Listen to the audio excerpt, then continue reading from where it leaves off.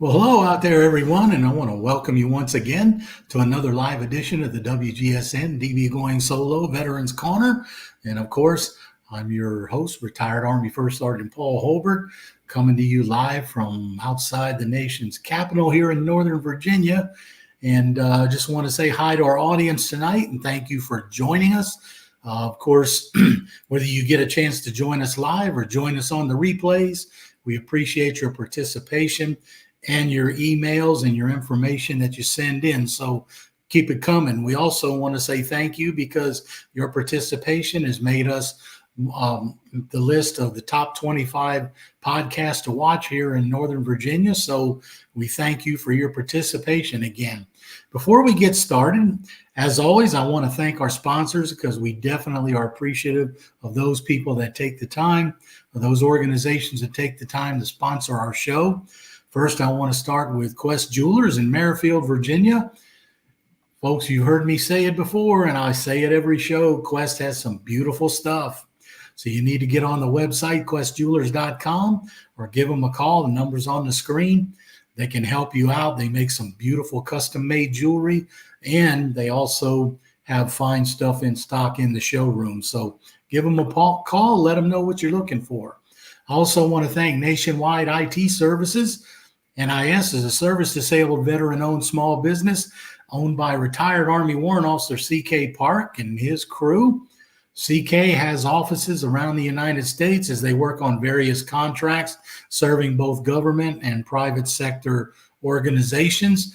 Whether you're in the need for 360 assessments, performance management, IT, security, training, he has a staff that can help you out. So look him up, give him a call, and I'm sure that they will be more than happy to talk to you.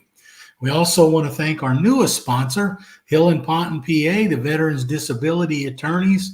Main offices are in Florida, but they fight for what the veterans deserve. So you guys need to check them out, hillandponton.com. They also provide community-type services in the form of free webinars and informational sheets and postings on their website for free. So please check them out if you're a veteran who's in need of information about your dealings with the VA or you think you could use their assistance. They've got 30 years of experience and they'll be glad to help you out. All right, so let's get into tonight's show. And I want to take a moment here to introduce tonight's guest. And of course, Marine Sergeant and Gulf War veteran and now Senior Appellate Counsel, Kerry Baker. Kerry served in the Marine Corps for, 11 years, I believe, and served both in Desert Storm and Somalia and a few other locations. After leaving the Marine Corps, I know you spent, and we'll talk more about this, but I know you spent some time with the DAV and, before moving into some of your more current positions. But Kerry, we want to thank you for taking the time to come on the show tonight, and thank you for your service as a veteran as well. Thank you, Paul. I really appreciate it. So I always, when I have my veterans on, I always ask them how they ended up in the service. What's your story here? How did you end up in the Marines? So I grew up a small town in Kentucky, somewhat of a humble beginning, and graduated high school. And it was one of those situations that I excelled physically in school and liked a good challenge. But I also knew certain avenues weren't available to me. So if I wanted to get out and do something in life, I was going to have to do just that, get out and do something in life. And the Marines just seemed to me to be the only option. Not knocking any of the other services, but that was what I wanted.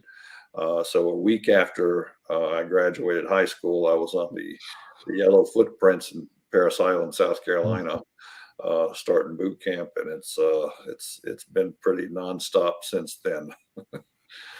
Yeah. So you said that was right out of high school? 1 week after graduation. Yeah, right. Week after graduation. Yeah, I had one of my boys did that too. Right after finishing high school, right into Army basic training. Yeah. So yeah, it's but you know what? And I hear this story a lot, and I'm sure you'll agree. it's a good place for a lot of young folks to start, especially if you're looking for an edge in, or if you're not really sure what it is you want to do. So I would imagine that was definitely a rewarding start for you. It was, and turned out to be is probably one of the best decisions of my life, and it's led Yeah. to every bit of my life has led from that to include my my current career. So yeah, I'm very grateful for it. So I mentioned you spent about 11 years in. So you left Paris Island. You and I chewed a little bit of the same dirt in that we were both in Desert Storm. I was in Second Armored Cav, uh, part of Seventh Corps push up to Right. the up to the Tawakana Guard and those tanks. Hmm. So where were you at when you were over there? So I was a CH-46 helicopter crew chief in HMM Oh, okay. in HMM 161. It was one of the first CH-46s across the border when the ground war started. So I advanced right up with the frontline Marine forces. I probably flew right over your head Yeah, on a number of occasions. And I got there August. He invaded August the 2nd. I landed August the 7th. And we got there pretty quickly. We tore down our helicopters, put them on C5s, and got out of Dodge from California, and went straight there. were you guys part of the initial troop build up there when you said Right. August? You were part because the 82nd Airborne was similar. They kind of threw them over there as a speed bump. And Right. We got to Jubail, the airport there, and there was nothing but a little building next to the airstrip. yeah, Uh, I remember the first 3 months or so, we didn't have tents. I mean, there was no build up there of any kind. yeah, And it was hot on that desert floor, and too hot for the sleeping bags. I remember that. yeah. I mean, I got there in December, Hmm. early December from Europe, because Second Armored Cav was part of 1ID in Europe, and they Hmm. sent us over from Europe because we're an armored cav regiment. Right. But we got over there, and then I was there from December till almost June. Right. So yeah, you and I were kind of running around sharing some of the same sand there for a while. So Yeah. you were over in Desert Storm. I noticed it also says that you did some time, some tours in Somalia. So how did you end up over there? We were on a Westpac. We were the MUSOC unit floating around in the Pacific when the stuff initially broke out in Somalia, and so we were. I believe we were the first Marine unit off the coast there Hmm. in Somalia. And I remember I think there too. I was first helicopter on ground, but it was this was before I think we kind of hit the place on the beach. But my first duty there was to get one of the Hepburn sisters, and I don't remember if this was Audrey or Catherine. I just don't remember. Yeah. But she was there in in a humanitarian mission, and our first job that day was to get her out of Dodge. Oh, okay. Oh, interesting. Yeah, I mean, that would have been an interesting job, I'm sure. For that day, it was. Yeah. Yeah, yeah. I mean, I remember I ran into Marshall Warfield when I was over there. The lady used to play the bailiff on Night Court. Yeah. Yeah. Roz, yeah, she was over there. This was after the ground fighting and everything had stopped, Mhm. and we were kind of occupying. She came over there and did a tour through the area, and did a few shows, and so yeah, it's kind of interesting the people we run into over there, isn't it? Sometimes Oh yeah. is people you don't expect. Yeah, Hmm. I have to tell you, you said you were working on CH-46s, and of course the Army, they've got a version. Of course, they call the 47. They call it a Chinook, Right. and I just happened to have the dubious distinction of when I was in the 101st at Fort Campbell, of course, and I went to air assault school, and I was in an artillery unit, and we were doing a hip shoot. So we were airlifting a howitzer, and I was the fire direction computer for the rounds that were going to be fired. And the pilot lost control due to, I think, some hydraulic problems. Yeah. He started to lose control of the Chinook. And I sat there and watched the loadmaster punch that howitzer about 500 feet to the ground, just drop it. And, of course, we landed still kind of shaky and hard, but you can imagine, dropping that MY-908 155 howitzer 500 feet to the ground, what it did. We used to call that pickling, when you pickle a load.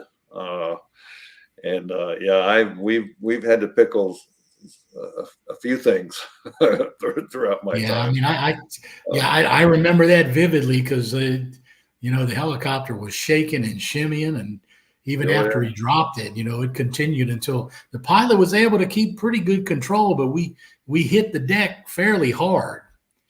Yeah, those things don't like operating with no hydraulic pressure. That can spell a bad day for a helicopter.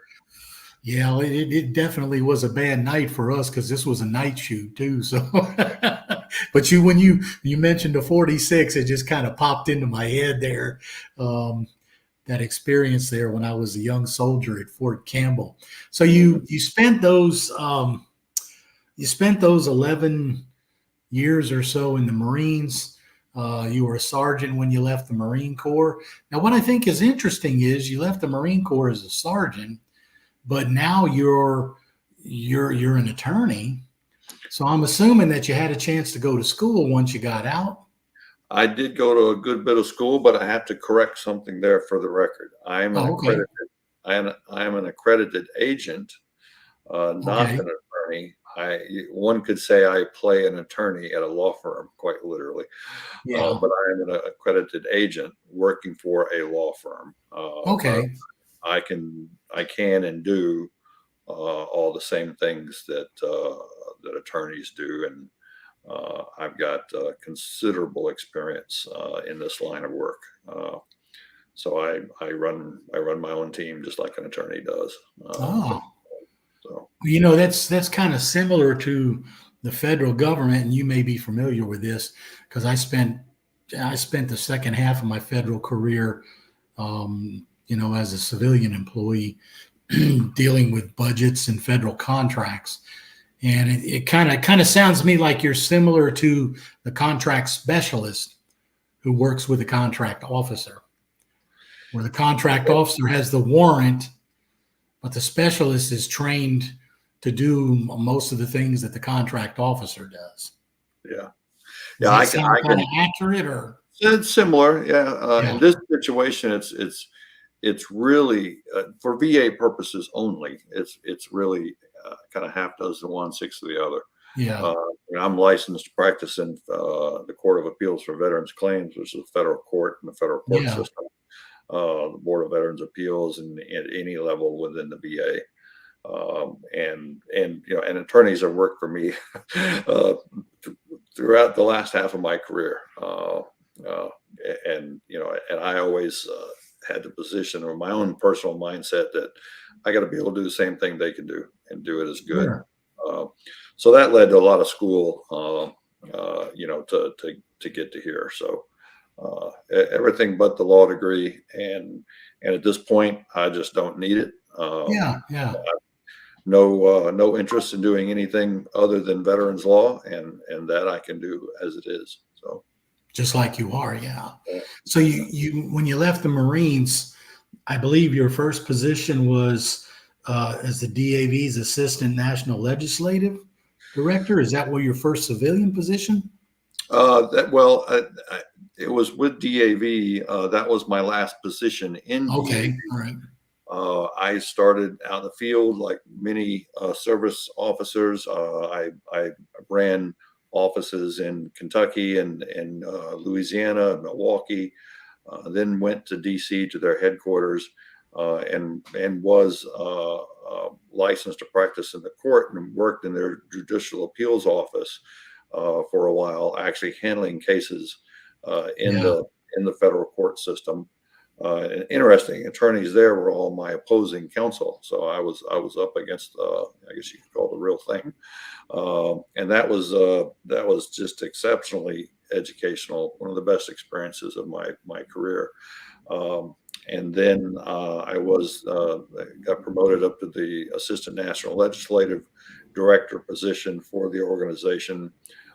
There, I testified on the Hill all the time.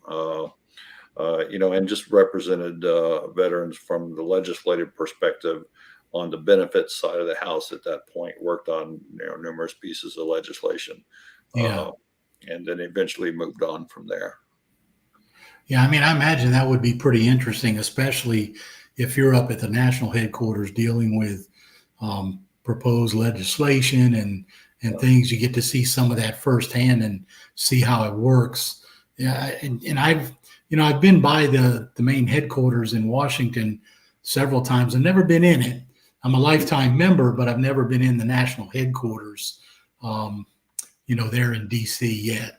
It was interesting. The first time I testified on the Hill, I got this distinct feeling like, I'm just a kid from Kentucky. What am I doing testifying before Congress? And by the last time I did, I was actually kind of bored, thinking, I'm not sure they're listening to me.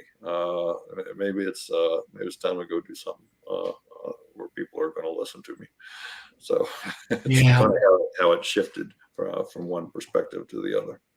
No, I mean, unfortunately, you might be right, because I know there are some members of Congress up there who do give the military a lot of support. Mm-hmm. And do want to, try to do the right thing for our veterans. Then, by the same token, I'm sure you ran into your share up there that just gave it lip service and sat and listened to what you had to say. And that was about, the size of it. But it was good, I mean, it's great to have people like you up there, trying to, bring those things up for the veterans and represent the veterans, not only to Congress, but disabled veterans at the national level. Yeah, I mean, every bit of it was what helped shaped what I do now, and my effectiveness at it now.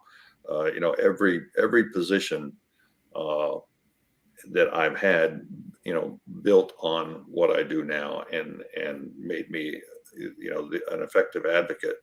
I wouldn't trade any of it, because every one of them contributed to my knowledge at this point, and my love for what I do at this point. So, well, it's funny you should mention that, because I've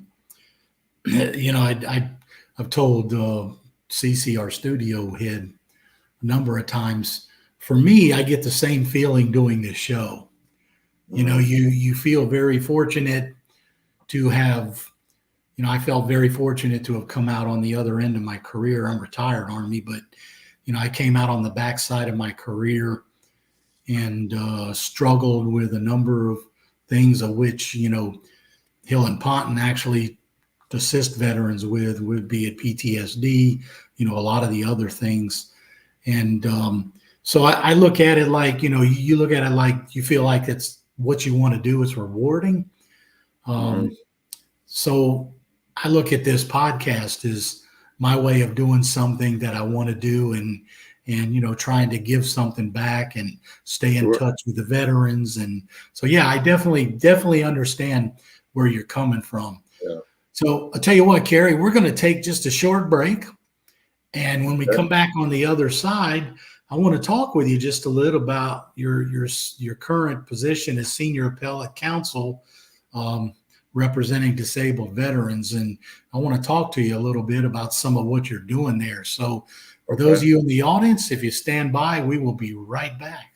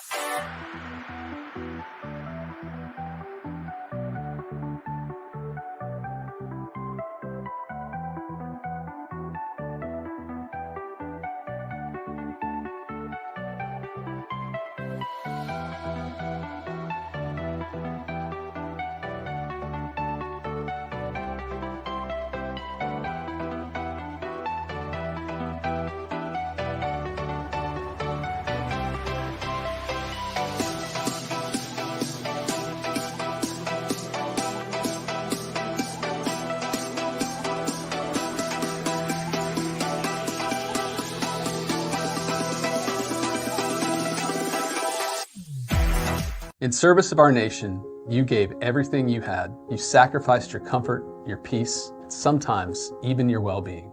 Over 3 decades, Hill & Ponton has helped to be a guiding light for veterans seeking their rightful disability benefits. When our heroes are in need, we are not just lawyers, we're an ally, a team who understands the struggles you faced. If you're a veteran seeking the benefits you deserve, let us stand with you on this journey, because every battle deserves a hero, and no hero should fight alone. All right, welcome back, everyone. And of course, you've been watching the WGSN-DB Going Solo Veterans Corner with your host, retired Army First Sergeant Paul Holbert. And we have been speaking with our guest tonight, Marine veteran and now veterans advocate, Kerry Baker. And Kerry, before I want to back up just for a second here, because before we talk about what you're doing currently as a Senior Appellate Counsel, I want to go back because you also served for the Veterans Benefit Administration for a while.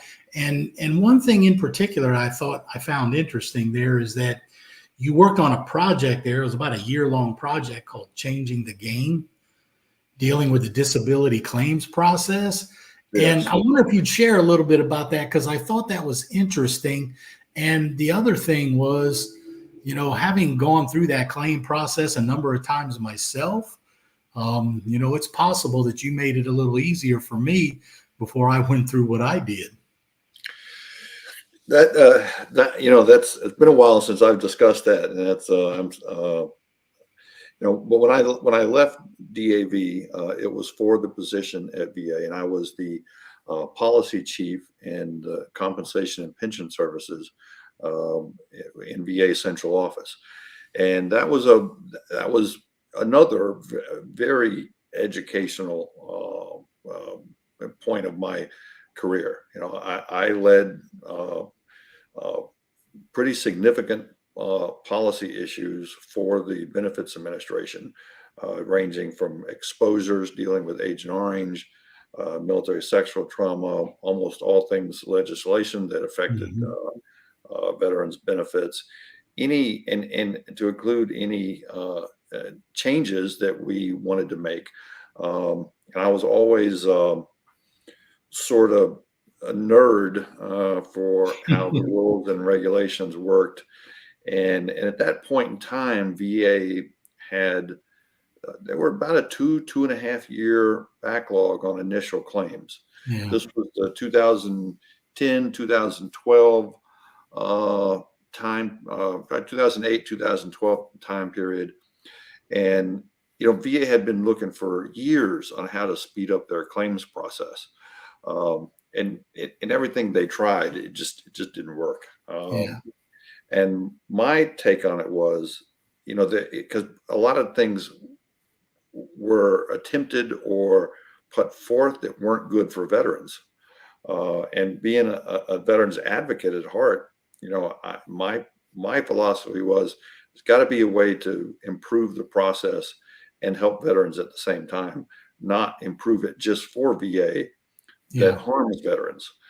And so I put a team together, and we started looking at statutory changes that could help VA and help veterans, as well as regulatory changes, as well as policy changes.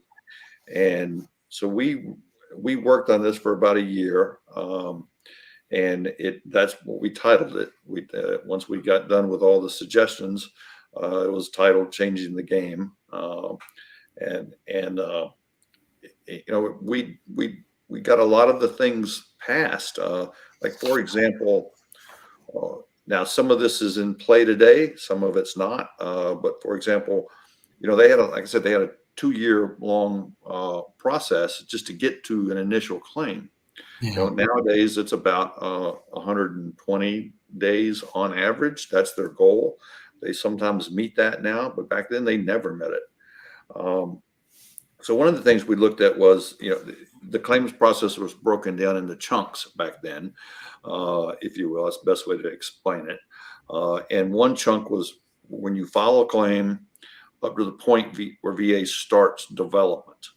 And when they started the development, that was when they sent what's called a duty to assist letter. And if you were in the Yeah. claims process back then, you probably got a number of those letters repeatedly for the same claim, but nothing started on development until that letter got sent out. And a lot of times it took 6, 8, 10 months, depending on the regional office, sometimes a year, just to get to that stage. Like, well, my thought was if you're taking that long just to get to the initial stage of starting the claim, you're never going to reach your 120-day goal, because you've still got to do the development by getting the exams or medical opinions and getting the case to the rating board. And sometimes that was the short part. And so we needed, for example, we needed statutory authority to change the way that duty to assist letter and all that was issued to veterans. Well, nowadays, jumping forward a little bit, what you see now when you file a claim, you have quite a bit of instruction on the form, and those instructions, if you look at a claim form these days, it covers about every type of claim you can file. It's just the basics of what you need to complete that claim. You need a medical diagnosis of what you're claiming. You need, you need an event and service. You need a link between the two. I'm just using that as a general example. Yeah. That's kind of what the duty to assist letter was supposed to kind of tell people. Like, why don't we put that on a form? Why don't we put all of it on a form? And you've got because it's just a formality. Most vets know what they need, or if they have a representative, that representative is going to tell them what they need. But if you put that letter on a form, it already confuses veterans. Then they send it out 2 or 3 times in a row because they thought they didn't say something correctly in it. So the vets get upset. They're sending the same letter and asking for the same stuff over and over. Yeah. So today's form is as a result of some of those efforts to streamline the process. So it took the duty to assist letter out of the process as its own separate entity, and you went straight into development. You file your claim, the claim immediately starts getting developed through a VA examination, a medical opinion, records development, and you're not waiting that 6, 8 months, sometimes a year, just to get to that point. So that was one of the things that we did. Most people. You know what? Yeah. I'm sorry. I just wanted to say, one thing I think, because I remember when I was going through a lot of that, and the last time I went through it several years ago, what I think made it great was, you're right, that form was pretty easy to follow, but then they turned around and put that entire process electronically online. Well, that was part of it too. Yeah. Yeah. The statutory change needed to allow VA to deliver that process in the most efficient way for VA. It already wasn't good for veterans. So if you can make it efficient, you're going to benefit veterans. And so that was like the first stages of it. There was a time when you filed a claim, you immediately got a response, and that was the letter. And then later came, well, why don't we put the letter on the form? Yeah. And it's funny you ask that, because most people, even that work in VA today, have no idea how VA got to that point. But that's, well, I think whatever you started turned out well, because the last couple of times I went back to the VA myself, I filed a completed claim completely online and uploaded filled out the form, uploaded all my doctor's documents I had copies of, and filed a completed claim. And I mean, I have to tell you, they were really good with it. Yeah. So, the fact that you kind of got some of that started, I think really says a lot about, what you guys were working on. So you were there, and you left there to now go to your Senior Appellate Counsel's position at Hill and Ponton, correct? Right. I left there. I was offered a position in the private sector that was just very good for me and my family at the time. And it was not with Hill and Ponton. It was a different firm. Okay. But that eventually, a long story made short, that eventually brought me to Hill and Ponton, which is the firm I'm with now. and doing the same thing in both firms for the most part. Yeah, and I know that your passion is helping veterans and their families and survivors, navigate those systems. But I know that you kind of spent some time working in some specialty areas dealing with things like toxic environments, Agent Orange, and I believe you also were responsible for having the military finally recognize the hazards of contamination at what used to be Fort McClellan in Anniston, Alabama. That's an ongoing project. Yeah. So sort of my background, and particularly working in VA, part of my umbrella at the time were things like Agent Orange and other toxic exposures. I had already started working on that stuff before I came to VA, and then it just progressed from there. That was all part of the policy umbrella. We ended up doing all of the training and policy instructions for burn pit claims from Iraq and Afghanistan veterans. And I've been working on that for probably 15 years now, and which led up to the PACT Act being passed. Yeah. I was heavily involved with that, both before my time in VA, during VA, and we wrote the policy for VA at the time, and then I've kept up with that since VA, and that also kind of led into exposures in other areas, Fort McClellan being one of them. And I've worked on Fort McClellan issues now for probably 12 years or so, 12, 14 years. Wow. And, initially it was denial, Yeah. through some pretty ridiculous reasons. We're starting to see that page turn. We're not there yet. That's going to get all veterans the benefits they deserve who served on Fort McClellan. But on a case-by-case basis, we are starting to see a lot more grants. We're starting to see better decisions from the board. Really good decisions from the federal court. That's kind of moved us in the right direction with Fort McClellan. And I can explain, as much detail as you want on that, or as little. So that's I'll leave that up to you. Yeah, no, I mean, I from what I understand,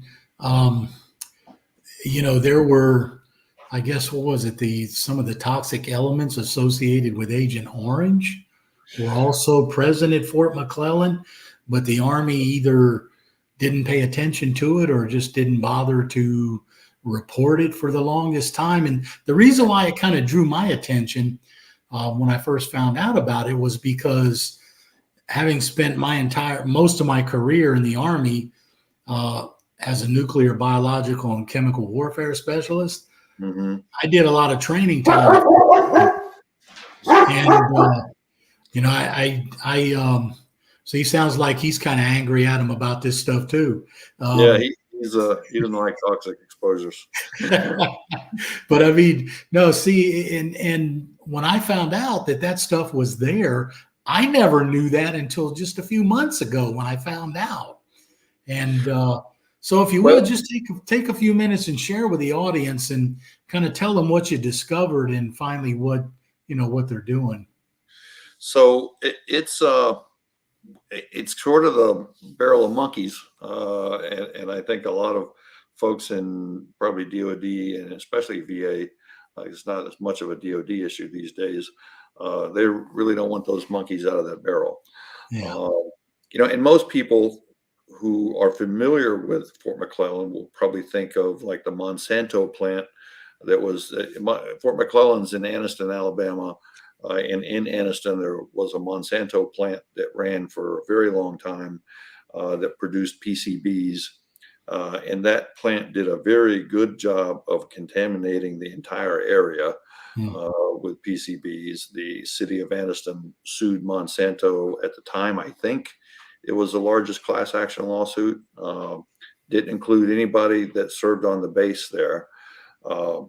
And so that was kind of how Fort McClellan got known as a place where there were toxic exposures was that civilian event. But what a lot of people don't realize is Fort McClellan, as you alluded to with your MOS, was home to the Army Chemical Corps. Yeah. Well, if you go back to Vietnam, okay, the Army Chemical Corps, apart from the Agent Orange spraying by C-123s, which was the Air Force, okay, apart from that, the Army Chemical Corps was who was responsible for spraying Agent Orange out of helicopters. And I say Agent Orange, I really mean herbicide agents, Yeah. and I'll explain why.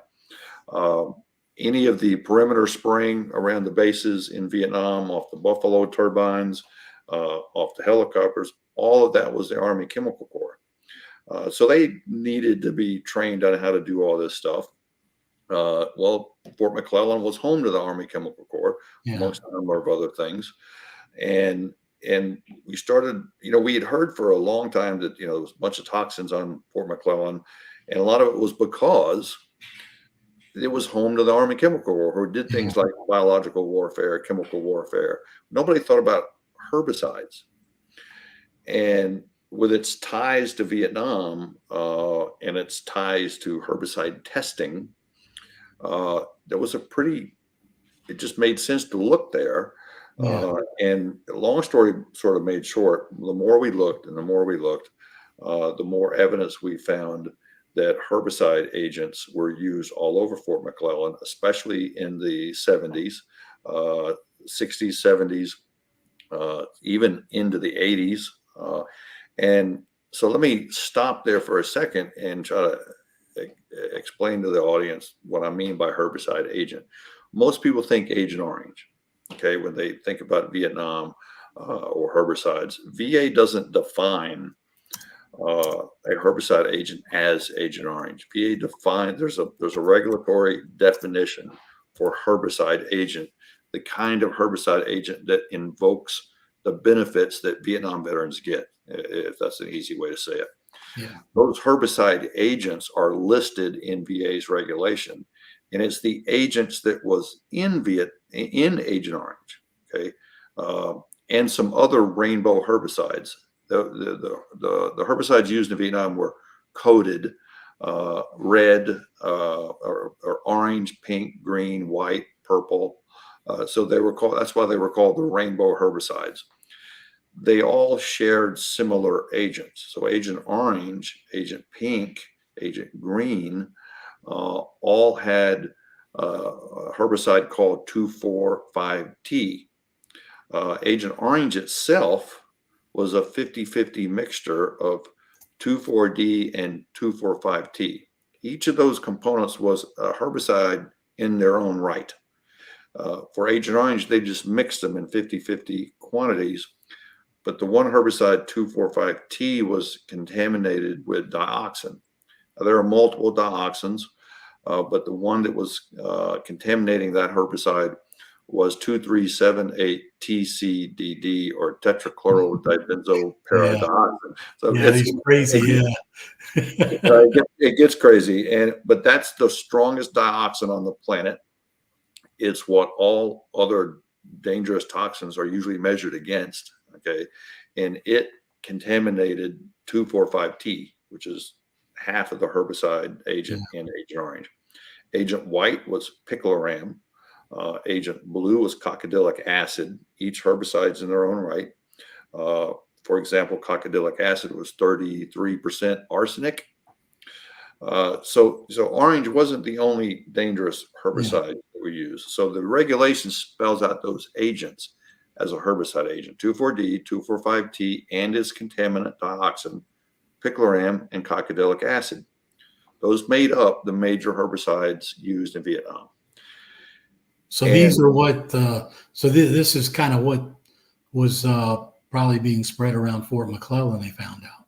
Exactly. So we found evidence of just thousands of gallons of 2,4-D and 2,4,5-T in their own right. So in other words, they used straight 2,4,5-T on Fort McClellan as its own herbicide. Now, an important aspect of that is there was a form of 245T that military bases could have ordered through the federal supply chain that there was 70%, around 70% active ingredient by volume. And you got to put that in perspective. Agent Orange was 50% active when you're talking about that particular agent, 245T, the one with dioxin in it. Agent Orange was 50% by volume. So they were using a version of 245T that was 70% by volume all around Fort McClellan for years. So that herbicide had more dioxin in it than Agent Orange did.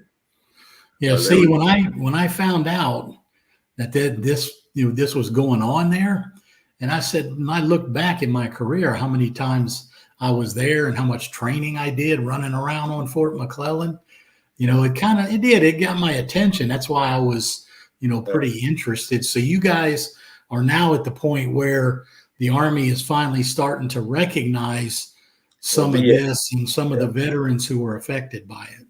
VA is finally starting to. They're still pushing back on whether the right kind of herbicides were there, and I can explain why. But Toradon 101 was used heavily on that base for all the way up through the 80s. Toradon 101 is Agent White. Right? Toradon 101 dumped into a 55-gallon barrel with a white stripe around it is Agent White. No difference whatsoever. Same exact herbicide. And that was used everywhere in Fort McClellan. So that's the kind of stuff we're talking about. And the reason these claims have been denied throughout the years is VA took the position that, well, those aren't tactical herbicides. Yeah. You've probably heard that term before. There's always a technicality on some of the reasons they come up with. They look at, it's a technicality, all right. That's one way to describe it. So they look at now this is not in the law. This is just in VA's head. Okay, so you got to keep that perspective. They looked at only qualifying herbicide agents as a tactical herbicide, which is the kind used in Vietnam. Well, because you use a herbicide agent in a tactical environment doesn't make it a tactical herbicide. And when the lawsuits against the chemical makers were coming up through all those years, the phrase tactical herbicide was coined. Yeah. Prior to that, it was acknowledged that these herbicide agents used in Vietnam were also used elsewhere. They weren't safe.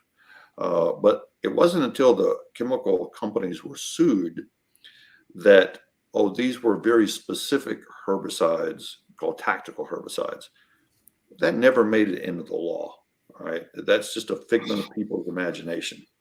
The law always said the agents that were in those herbicides is what qualifies. So you have to be exposed during active duty to one of those agents, not Agent Orange. Yeah. Right. But VA could not get it through its head. They simply refused to acknowledge their own law, did not say tactical herbicide, did not say Agent Orange, listed out the actual herbicide agents as what was required to be exposed to. When you compared that to Fort McClellan, you have those same exact agents. So when you apply the law as written directly to Fort McClellan, all right, you come up with the same thing, the same potential benefits that Vietnam veterans get. Now, there's some differences there. Terry, what I'm going to do, though, because we're going to be limited on time just a little. Sure. But no, I mean, it sounds like you are really, really an expert on this particular subject.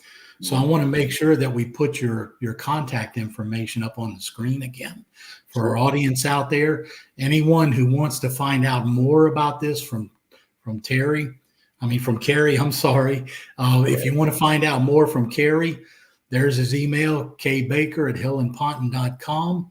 And Kerry, I wish we had more time to delve into it more in depth, but no, I appreciate you sharing that with us, to that understanding for the audience out there. If you want to find out more and find out some more about what your rights are, you can always contact Kerry, and he will be more than happy to assist you and fill you in. But Kerry, before we wrap up the show, and I want to thank you for taking the time to come on with us. And, it's easy to see that you are definitely working in depth on these things to help the veterans. But I want to ask you, if you would, just briefly, if you had one message that you could share with the audience, what would it be?